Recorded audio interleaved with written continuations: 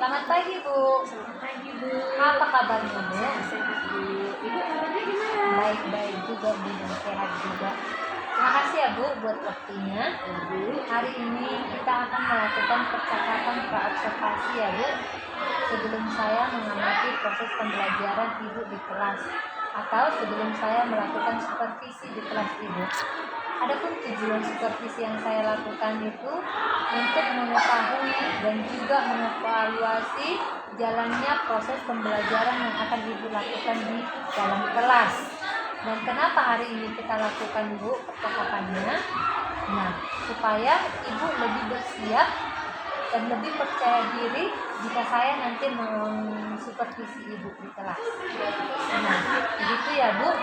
Adapun beberapa pertanyaan yang akan saya sampaikan kepada Ibu terkait dengan tujuan pembelajaran. Saya akan bertanya tentang kira-kira apa tujuan pembelajaran yang akan Ibu capai. Tujuan pembelajaran yang ingin saya capai di pertemuan minggu depan, yang pertama, siswa mampu menjelaskan pengertian kelangkaan, faktor-faktor penyebab kelangkaan, dan sebab atau cara mengatasi kelangkaan. Kemudian yang kedua, siswa mampu mengidentifikasi jenis-jenis dari kebutuhan. Begitu ya, Bu. Bagus sekali ya, Bu. Bagaimana dengan area pengembangan yang ingin Ibu capai atau ingin Ibu observasi gitu?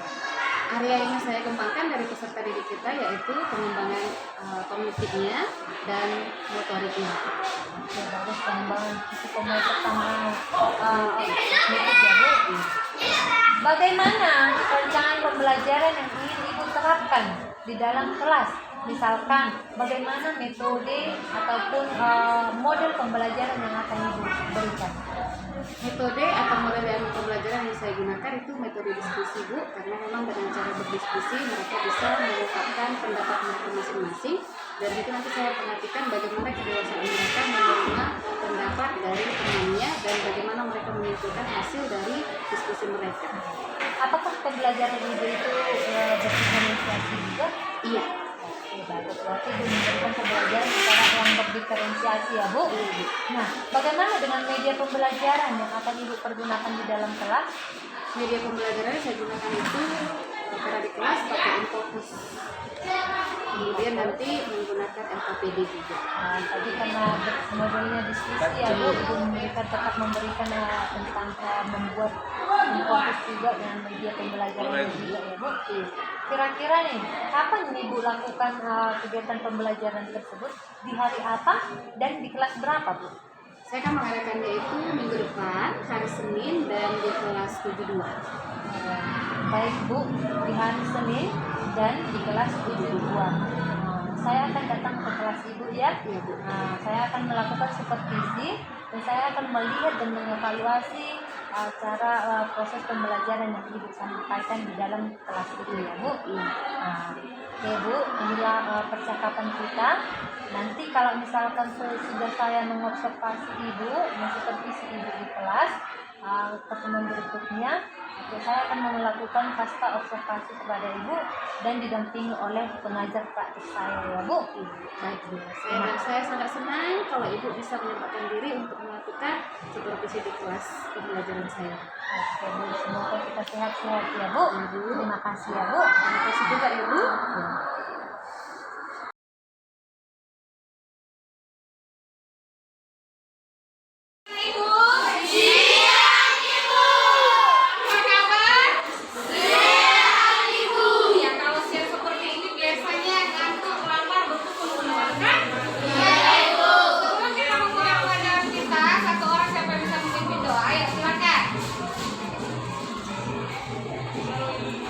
Satu orang yang memimpin doa, kan yang bisa berdoa.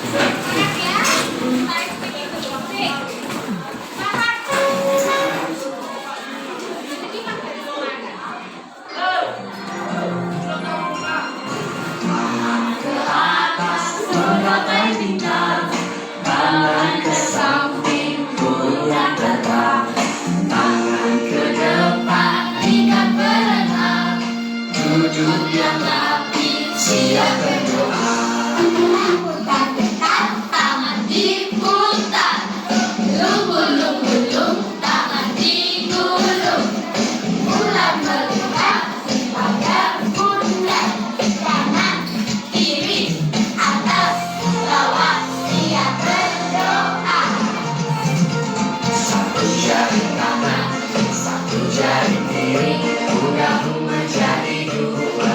Dua jembatan panjang, dua jari kanan, dua jari kiri, ku gabung menjadi empat. Dua kamera cekring, tiga jari kanan, tiga jari kiri, ku gabung menjadi enam. Dua menara bibi, empat jari kanan, empat jari kiri, ku gabung menjadi delapan. Dua telinga licin, lima jari kanan, lima jari kiri, ku gabung menjadi sepuluh. Siap berdoa. Tangan ke atas menggapai bintang, tangan ke samping burung yang terbang, tangan ke depan ikan berenang, duduk yang rapi siap berdoa. Takut-takutan, tangan diputar. Gulung-gulung-gulung, tangan digunung. Mulai melihat di pagar bundar. Kanan, kiri, atas, bawah, siap berdoa. Satu jari kanan, satu jari kiri, ku gabung menjadi dua. Dua jembatan panjang, dua jari kanan, dua jari kiri, ku gabung menjadi empat. Dua kamera cekring, tiga jari kanan, tiga jari kiri, ku gabung menjadi enam. Dua menara bibi, empat jari kanan, empat jari kiri, ku gabung menjadi delapan. Dua telinga licin, lima jari kanan, lima jari kiri, ku gabung menjadi sepuluh. Siap berdoa. Oke, sudah? Udah semuanya? Sudah. Lagi kita lanjut. Sekarang kita lanjut ke materi kegiatan dulu ya. Siapa yang belum semangat? Siapa yang masih loyo? Ada yang loyo? Siapa yang ngantuk? Siapa yang ngantuk? Gak ada. Mau makan apa, Jas? Udah habis? Siswa mampu menjelaskan pengertian kelangkaan, faktor penyebab kelangkaan. Kemudian yang kedua, siswa mampu menjelaskan jenis-jenis kebutuhan. Nah, sekarang kita tanya dulu. Kira-kira siapa yang masih ingat di antara kalian pembelajaran minggu yang lalu kita tentang apa, Nak? Siapa yang bisa?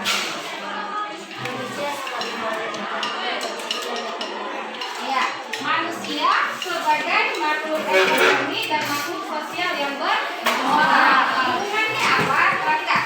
Dulu, sebelum manusia seperti zaman sekarang itu atau pada zaman dahulu, manusia itu disebut sebagai makhluk ekonomi atau homo economicus. Yang artinya apa? Manusia selalu mencari cara bagaimana bisa memuaskan dirinya, ya. Karena kenapa? Manusia tidak pernah puas dengan satu kebutuhan. Ya, jadi dia harus mencari cara bagaimana supaya kebutuhannya bisa terpenuhi. Nah, seiring perkembangan zaman, jumlah manusia semakin banyak, kebutuhan semakin meningkat, maka inilah yang menyebabkan ketidakseimbangan antara jumlah penduduk dengan sumber daya yang ada atau sumber daya alam. Nah, coba kita perhatikan gambar yang di sini. Kira-kira perhatikan dulu semua kemarin.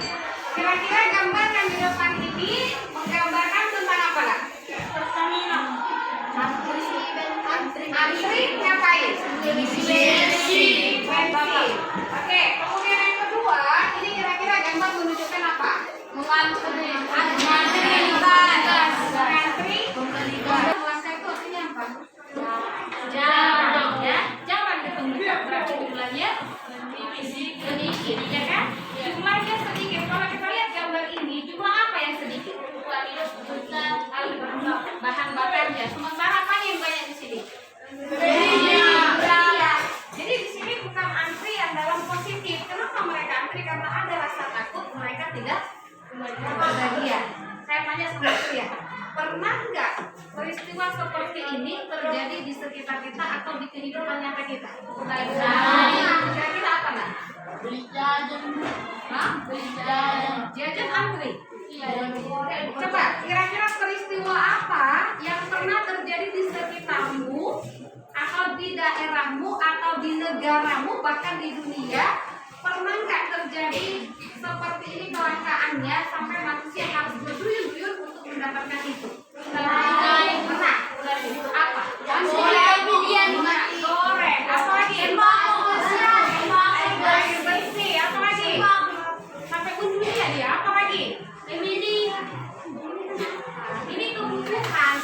Berhubungan dengan kebutuhan. Kira-kira apa lagi? Beras. Apa lagi? Peristiwa besar yang pernah terjadi secara global atau secara mendunia untuk mendapatkan sesuatu itu susahnya minta ampun. Apa kira-kira contoh bendanya? Uang. Coba, waktu kau masih SD, kita pakai itu semua. Masker. Itu kemarin kan terjadi langka? Iya, sama hand sanitizer.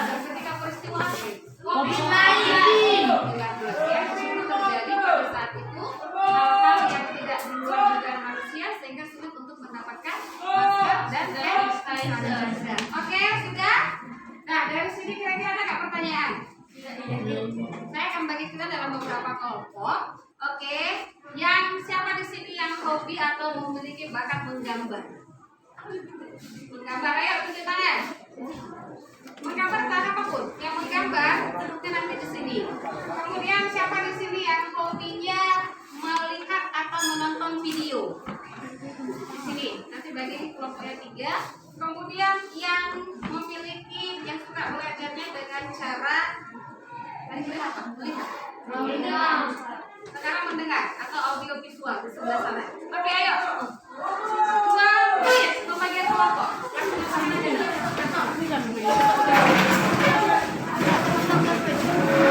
Ayo, bergerak. Ya.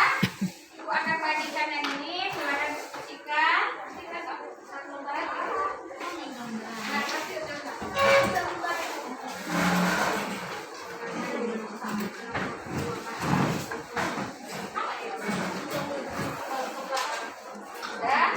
Oke, waktunya diskusinya Ibu kasih.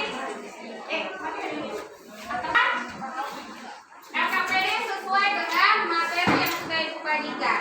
Kalau ada kesulitan silakan ditanya. Dan waktunya 15 menit. Ini dengan waktunya 15 menit.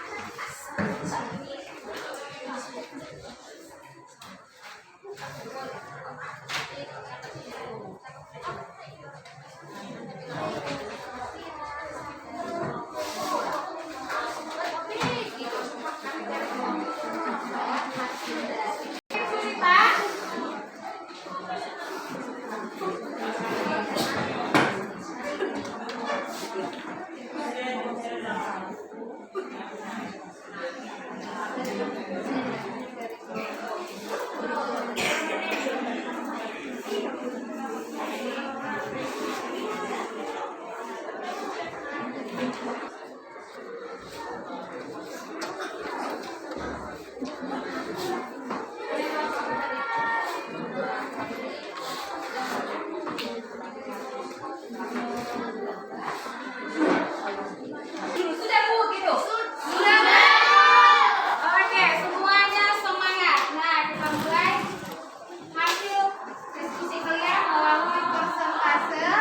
Silakan yang pertama dari kelompok audio visual. Ayo lah, silakan. Audionya semua. Kasih yang ngomong ya.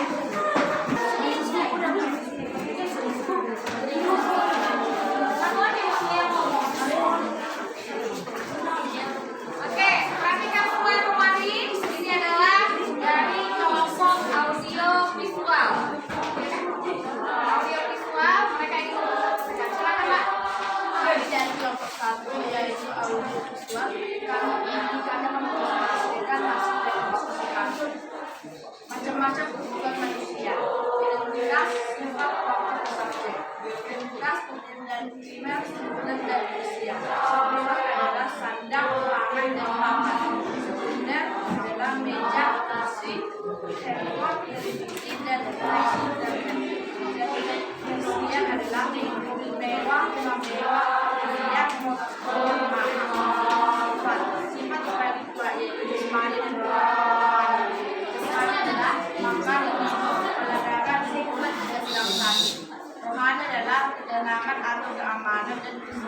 kesehatan mental.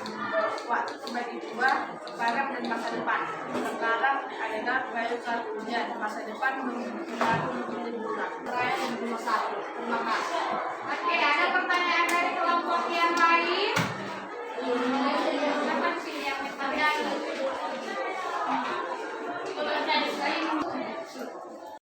Oke, silakan dari kelompok lain yang ingin bertanya kepada kelompok audit keluar. Kami kasih kesempatan. Silakan, Nak. Gini.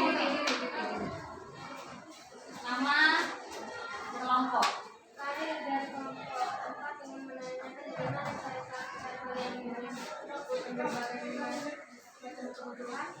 Dari hasil yang dilakukan diskusi.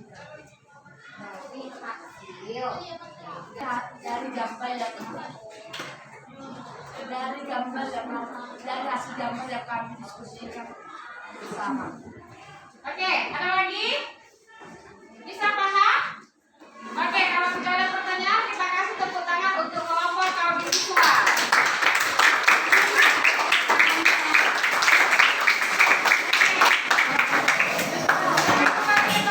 Oke, kami kasih kesempatan kepada kelompok yang memiliki bakat menggambar. Silakan.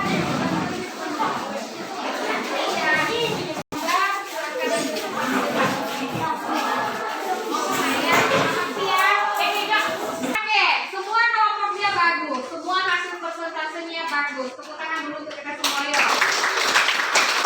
Oke, hasil pembelajaran kita dengan menyimpulkan pembelajaran hari ini adalah kesimpulan yang pertama. Ayo sama-sama kita simpulkan.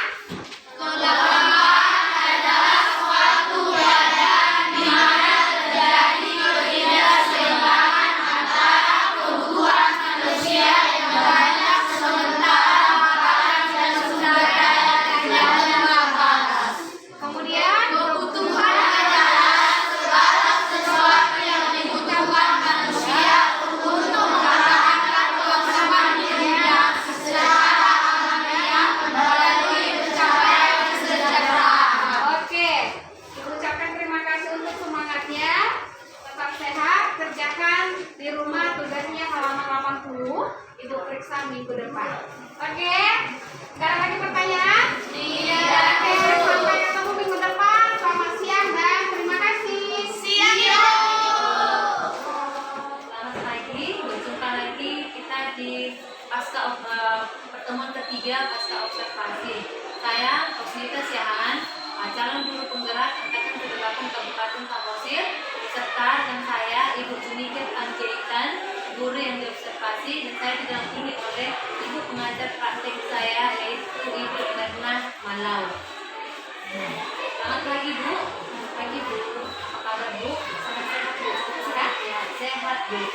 Nah, seperti kemarin Bu, saya sudah pernah melakukan pra observasi, kemudian saya sudah mengobservasi Ibu, dan sekarang saya melakukan pasca observasi Bu. Adapun tujuan yang saya lakukan pada pasca observasi ini adalah saya akan memberikan beberapa pertanyaan kepada Ibu sehubungan dengan proses observasi yang saya lakukan di dalam kelas. Nah, adapun pertanyaan yang saya sampaikan pertama adalah bagaimana perasaan Ibu saat saya sudah melakukan observasi di dalam kelas? Perasaan Ibu, perasaan saya setelah ikut dalam observasi, saya sangat senang karena ketika ikut melakukan observasi saya mendapat masukan, kelemahan dan kelebihan ketika saya melakukan pembelajaran di dalam kelas. Kira-kira bisa Ibu ceritakan kembali bagaimana area pengembangan yang Ibu lakukan di dalam kelas?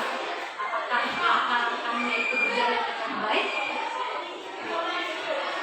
Maka yang saya kembangkan itu adalah pengembangan kognitinya dan motoriknya, dan yang saya lakukan itu adalah berjalan sesuai dengan yang saya rencanakan atau sesuai dengan RPP yang sudah saya kerjakan sebelumnya.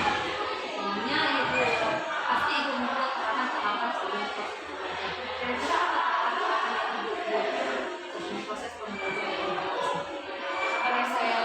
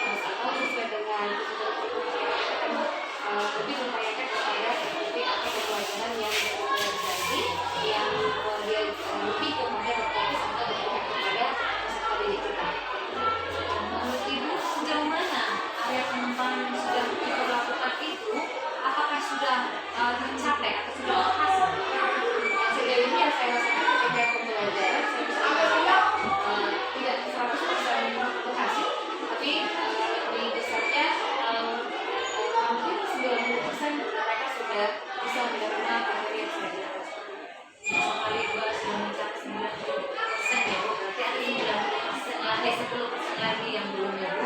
Nah menurut Ibu apa kira-kira kekurangan pada saat proses pembelajarannya? Kekurangannya misalkan di dalam kelas itu kan itu ada 32 siswa. Nah, tidak semua siswa ini orang memiliki kemampuan yang sama. Jadi ada beberapa siswa misalkan ada 5 atau 6 orang itu yang kurang semangat atau belum motivasi atau belum mengetahui tujuan mereka sebenarnya sama itu apa. Jadi sering terjadi saya dapat hal seperti ini biasanya siswa itu malas atau tidak seperti kayak orang yang seperti kayak individual seperti itu. Berarti ada kendalanya ada jadi itu tidak ada lagi kendalanya lagi ya Bu. Oke, bagus sekali Bu. Kira-kira mengapa hal itu bisa terjadi pada mereka? Kalau saya sampaikan mungkin yang pertama ada belakang keluarga. Nah, secara anak didik kita kan masih usianya masih remaja, belum bisa memisahkan ketika ada masalah pribadi masih terbawa ke sekolah yang bisa mengajarkan mereka tentang semangat dan peraturan siap untuk menerima pembelajaran yang diberikan di sekolah. Kira-kira berapa persen nanti yang akan dicapai supaya itu berhasil? Kalau ditanya berapa persen untuk anak yang kurang berhasil, ya saya berharap 85% harus tuntas Bu. Apakah sudah ada ide buat rata-rata untuk mencapai yang 80%? Sudah, sejauh ini yang saya rencanakan karena beberapa yang sudah saya perhatikan dan saya akan membantu mereka secara khusus dan saya akan memberikan waktu luang bagi mereka dan saya akan menggali informasi sebenarnya masalahnya apa. Kalau memang masalah keluarga, di sini saya harus mampu memberikan motivasi atau dia sebagai orang tua bagi mereka supaya mereka lebih semangat lagi untuk belajar di sekolah. Pasti kita nggak mau mencapai proses pembelajaran kita harus mencapai 100%. Itu harapan kita itu. Nah itu sudah mencapai 20%. Kira-kira apa rencana-rencana itu ke depannya supaya bisa mencapai 100% pembelajaran itu?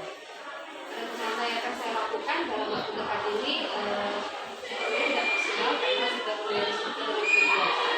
Rencana saya ini akan saya tuntaskan di semester 2 atau ada tahun depan. Ibu mau semester depan ya Bu, karena memang sekarang kegiatan-kegiatan akan ada padat gitu ya Bu. Nah, kira itu sudah dibuat